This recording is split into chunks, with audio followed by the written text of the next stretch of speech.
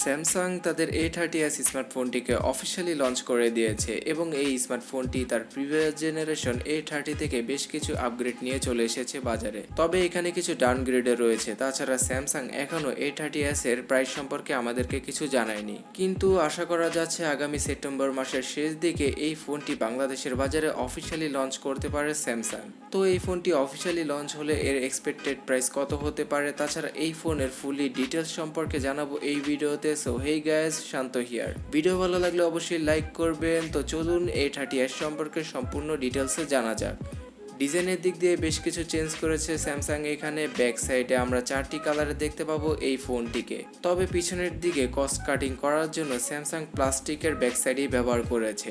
এই ফোনের ফ্রন্ট সাইডে ডিসপ্লে হিসেবে আমরা পেয়ে যাব 6.4 ইঞ্চির একটি অ্যামোলেড প্যানেল। কিন্তু এখানে একটা প্রবলেম হচ্ছে গিয়ে এই ডিসপ্লের রেজুলেশন হচ্ছে গিয়ে HD+।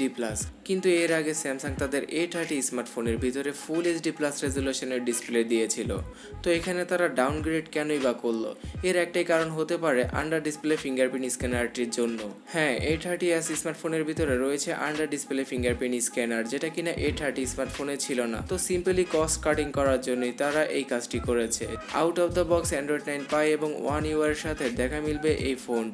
তাছাড়া প্রসেসর হিসেবে এই ফোনে ব্যবহার করা হয়েছে এক্সিনোসের 7904 প্রসেসরটি, যেটা কিনা 14 ন্যানোমিটার থ্রেডে বিল্ড করা একটি অক্টাকোর প্রসেসর এবং যার ক্লক স্পিড হচ্ছে গিয়ে 1.8 গিগাহার্টজ। তো এর আগে স্যামসাং A30 স্মার্টফোনে যে প্রসেসরটি দিয়েছিল এই প্রসেসরটি কিন্তু সেম ওই লেভেলেরই, কিন্তু গ্রাফিক্সের দিক দিয়ে কিছুটা হেল্প পেয়ে যাবেন আপনারা, কারণ এখানে জিপিইউ হিসেবে ব্যবহার করা হয়েছে মালির G71 MP2 জিপিইউটি।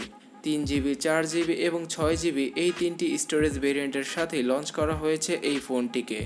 তার সাথে ইন্টারনাল স্টোরেজ হিসেবে 64GB থেকে 128GB পর্যন্ত ইন্টারনাল স্টোরেজের দেখা পেয়ে যাব আমরা এই ফোনটির ভিতরে। এবং সবচেয়ে ভালো কথা হলো গিয়ে ডেডিকেটেড সিম স্লটের ব্যবহার করা হয়েছে এই ফোনটির ভিতরে, অর্থাৎ দুটি 4G সিমের সাথে একটি মাইক্রোএসডি কার্ড অনায়াসে ব্যবহার করা যাবে এই ফোনটির ভিতরে। এবার A30s এর ক্যামেরা সম্পর্কে জানা যাক, তবে তার আগে অবশ্যই এই চ্যানেলটিকে সাবস্ক্রাইব করে পাশের বেল আইকনটিতে ক্লিক করে রাখবেন যদি আপনি না করে থাকেন। ক্যামেরা সেক্টরে বেশ কিছু আপগ্রেড নিয়ে এসেছে এই ফোনটি তার প্রিভিয়াস জেনারেশন থেকে, কারণ 25 মেগাপিক্সেলের রিয়ার ক্যামেরা পাওয়া যায় এই ফোনের ভিতরে এবং 8 মেগাপিক্সেলের আলট্রা ওয়াইড ক্যামেরা আর 5 মেগাপিক্সেলের ডেপথ সেন্সরের দেখা পেয়ে যাব এই ফোনের ক্যামেরা হিসেবে আমরা রিয়ার সাইডে।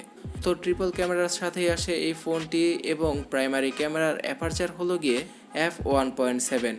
তাছাড়া এই ফোনটি দ্বারা 1080p রেজুলেশনে 30fps এর ভিডিওগুলো রেকর্ড করা যাবে। আর সেলফি হিসেবে A30s স্মার্টফোনের ভিতরে ব্যবহার করা হয়েছে 16 মেগাপিক্সেলের ক্যামেরা, যার অ্যাপারচার f2.0, যেটা কিনা এর আগে A30 স্মার্টফোনেও ব্যবহার করা হয়েছিল।